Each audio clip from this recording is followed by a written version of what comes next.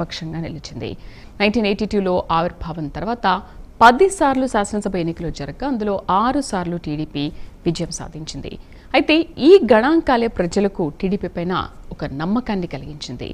మరి ఈ 43 ఏళ్లలో టీడీపీ సాధించిన విజయాలు ఏంటి, ఓటముల నుండి నేర్చుకున్న పాఠాలు ఏంటి, ప్రైమ్ డిబేట్లో మనం డిస్కస్ చేద్దాం. డిబేట్లో మనతో పాటు పార్టిసిపేట్ చేస్తున్నారు పరింగిశెట్టి కీర్తన జనసేన అధికార ప్రతినిధి, అలాగే ఉండవల్లి అనూష గారు టీడీపీ అధికార ప్రతినిధి, కారుమంచి రమేష్ గారు వైసీపీ అధికార ప్రతినిధి, కంబాల శ్రీనివాస్ గారు బీజేపీ సీనియర్ నాయకులు మనతో పాటు జాయిన్ అయ్యారు. నమస్తే అండి, వెల్కమ్ టు అవర్ షో.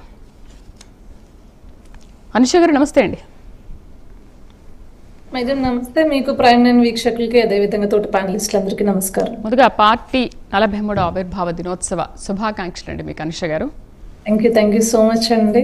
2004, 2009 వరుస పరాజయాల అనంతరం 2014లో అధికారం చేజిక్కించుకుని మళ్ళీ 19 నుంచి 24 నడుమ తీవ్ర నిర్బంధాలని అధిగమించి ఇప్పుడు 2024లో రికార్డు స్థాయిలో విజయాన్ని నమోదు చేసుకున్నారు. అంటే నమోదు చేయడంతో పాటు ప్రతి సంక్షోభాన్ని కూడా మీరు అవకాశంగా మలుచుకోవడానికి ప్రధాన కారణం ఏంటి?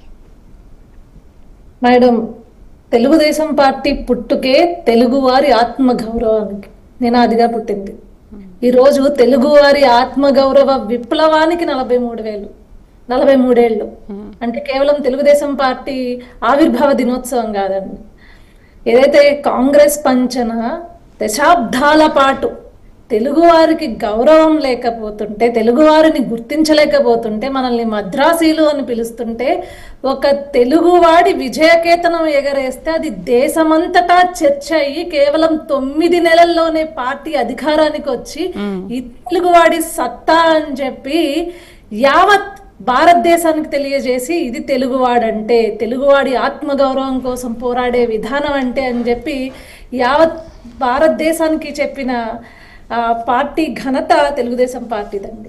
ఈరోజు ఆ పార్టీలో ఉన్నందుకు నిజంగానే ఒకంత గర్వంగా, అదేవిధంగా 4 దశాబ్దాల పార్టీలో కార్యకర్తల సంక్షేమం కోసం పాటుపడే నాయకత్వంలో ఉన్నందుకు ఒకంత ఆనందంగా, భరోసాగా మేము అందరం ఈరోజు మా అందరి పండుగ అనమాట. తెలుగుదేశం పార్టీ కార్యకర్తలకి ఒక పెద్ద పండుగ లాంటిది.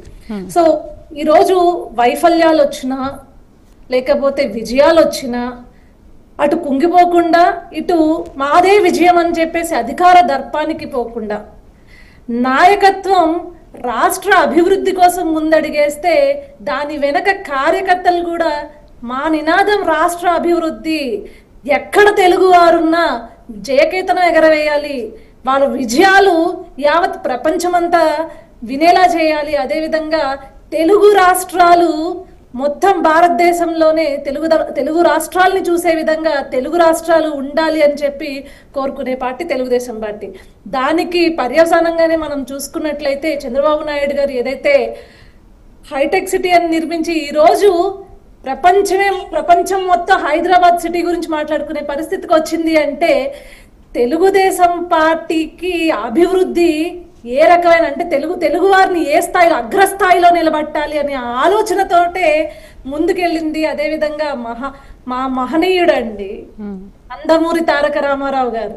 మేము ఎప్పుడు అంటూ ఉంటాం, పార్టీ కార్యకర్తలందరం సరదాగా అనుకుంటాం, ఆ మహానుభావుడు ఏ ముహూర్తాన పార్టీ పెట్టాడో, ఏం పెట్టాడో ఆ జెండాలో, పట్టుకున్నవాడు ఎవడు ఆ జెండాని వదిలేసే ప్రసక్తే ఉండదు పట్టుకున్న తర్వాత అని చెప్పేసి మేము కార్యకర్తలందరూ చాలా గర్వంగా చెప్పుకుంటాం.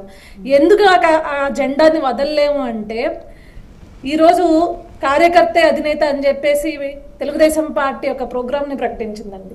అది అక్షర సత్యం. ఎన్నో సంక్షోభాలు తెలుగుదేశం పార్టీ చూసింది, చాలా సంక్షోభాలు చూసింది. అయినా కూడా ఈరోజు ఆ జెండాని పట్టుకుని గర్వంగా రోడ్డు మీదకి వెళ్ళి మా ఇంటి ముందర తెలుగుదేశం పార్టీ జెండాలని ఎగరేసి నేను తెలుగువాడిని, నాది తెలుగు నేల, నాది తెలుగుదేశం అని చెప్పి ప్రతి కార్యకర్త గర్వంగా చెప్పుకుని సంక్షోభం వస్తేనో లేకపోతే ఇంకొకటి వస్తే కుంగిపోకుండా మొత్తం ఆ బాధ్యత అంతా ఒక కార్యకర్త భుజస్కంధాల పైన వేసి మరి ఈరోజు నడిపించే పరిస్థితి ఉంది. రైట్, అనుష గారితో మాట్లాడదాం. అనుష గారు నమస్తే అండి. కీర్తన గారు. కీర్తన గారు నమస్తే అండి.